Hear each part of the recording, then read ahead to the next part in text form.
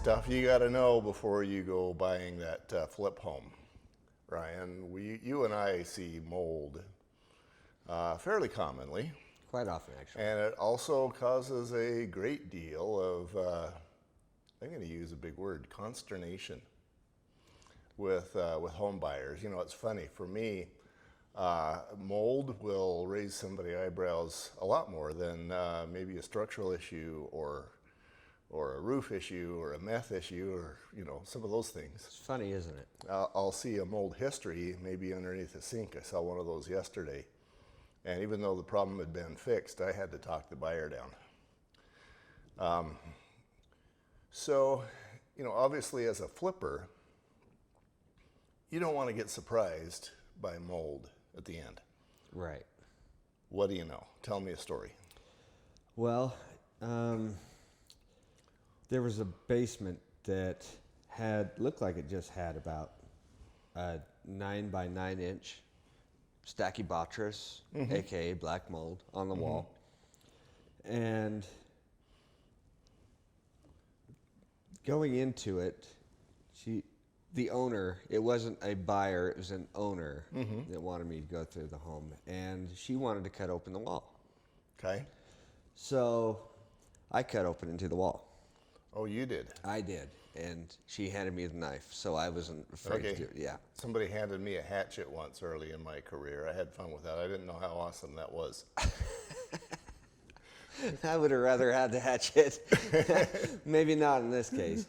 But I opened up the wall, and I flipped the sheetrock around, and it was completely black on the other side. And so I'm thinking, if this is completely black on this side, there's more in there. Right. So I cut a bigger hole, and I cut a hole probably a 3 by 4. We're talking feet. And the entire thing was caked With black mold. All we saw on the outside, though, was a small 9 by 9 section of mold coming through that sheetrock. Yeah, on the face of the sheetrock, you saw the small, and you cut Right. it open, you saw the big. Yep, exactly. I was actually doing an inspection today, and you had a stucco home where they were soaking the house with the sprinklers regularly.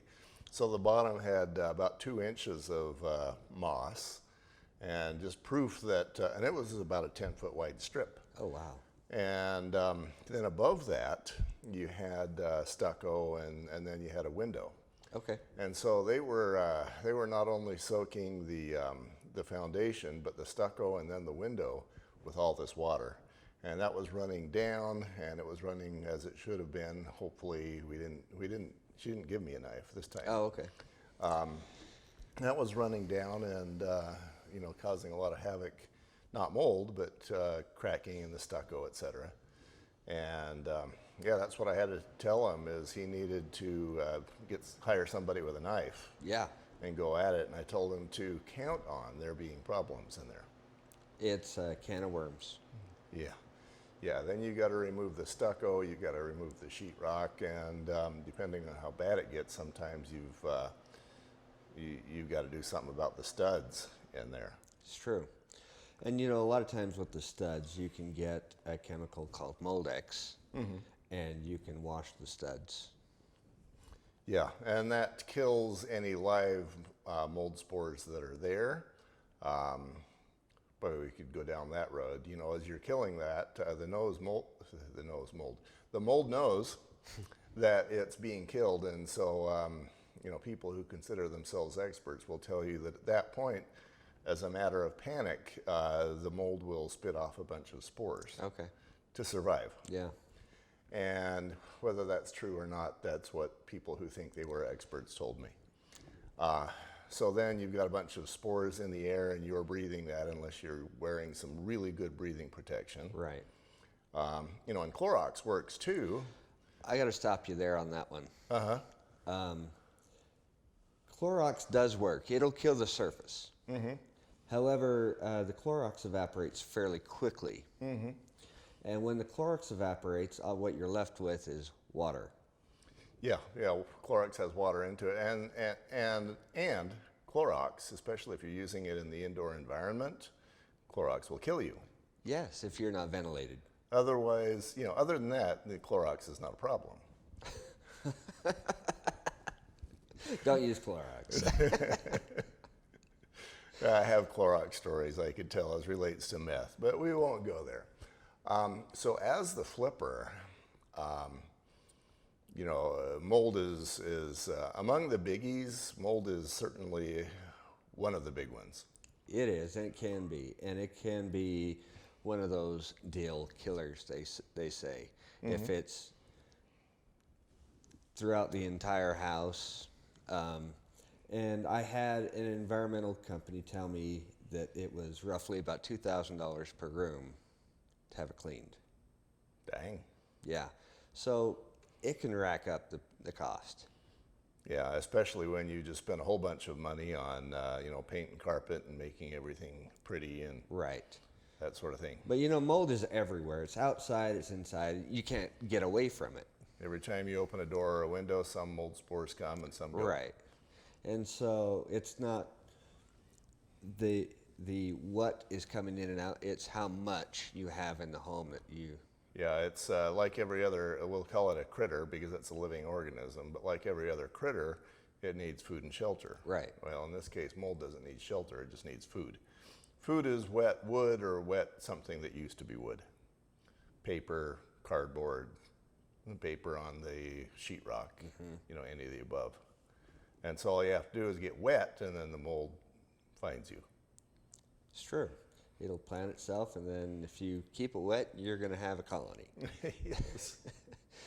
And it's probably worth mentioning, we all see those homes where they're being framed and you just got a whole bunch of exposed lumber. Maybe you've got a floor that's in, maybe you've got a roof that is partially done, but everything is soaked in a rainstorm or a snowstorm. The mold doesn't grow to an unhealthy level in those because it doesn't stay wet long enough. Right. You've got to have time for a mold spore to land and then reproduce, and then those guys reproduce, and next thing you know, you've got a few million mold spores there. Right. Now you got a problem. They're like rabbits. Love rabbits. I do too.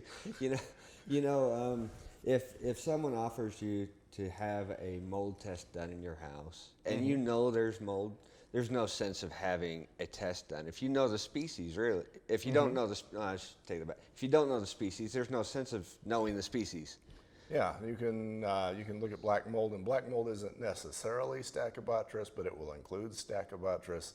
Yeah, and like you say, it's not important that you know the name, it's mold. Right, there's no such thing as a healthy mold in a home besides yogurt in your fridge. Yeah, that's healthy. Yes, it is. Or so I hear. Well, it is for me. Yeah, okay. So what does the flipper need to know about mold? I'm thinking his first thing is, how do I know it's there and how do I prevent it? Right. The first thing that came to my mind was the dolphin. Is a dolphin. I would love to find out how he's going to bring a dolphin into a mold discussion. Besides, there's water and, there's Flipper. Flipper goes, ee, and all of a sudden everybody understands that it's, okay, drive northeast on Highway 5. Right. Well, going back to where we're going with this. Tell me about Flipper. Oh, well, let me tell you about Flipper. Mr. Flipper, we'll call him James again. Yeah. Okay. So what he's going to want to know before he gets into a flips, number one rule of engineering, drainage. Okay, we're looking for drainage around the home. We're looking for window wells, crack foundations, the roof seeping, anywhere that water can get inside of this home. Like you were talking about the stucco. Early stucco, they didn't put moisture barrier paper behind the stucco. Also behind any siding. Be careful because some of the siding, the tin siding, the older vinyl siding, look behind it and you'll notice that most of the time you're not going to have your moisture barrier paper.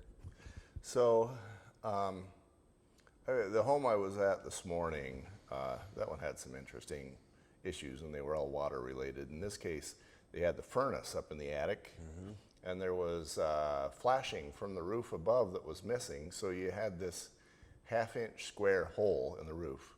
that water was dropping down onto the furnace, and then it was getting into the pan, and then it was being drained in the pan over to the edge of the attic, theoretically where it drained out, only it didn't. Oh, So, we had a bunch of water spots in the ceiling of the second story where you could see there was patches, and yeah, we had to figure out why. The condensation drain was actually buried under the insulation, so that made it a little bit more interesting. yeah. Good luck finding all that. Yeah, and so as a flipper, you got to go looking for water.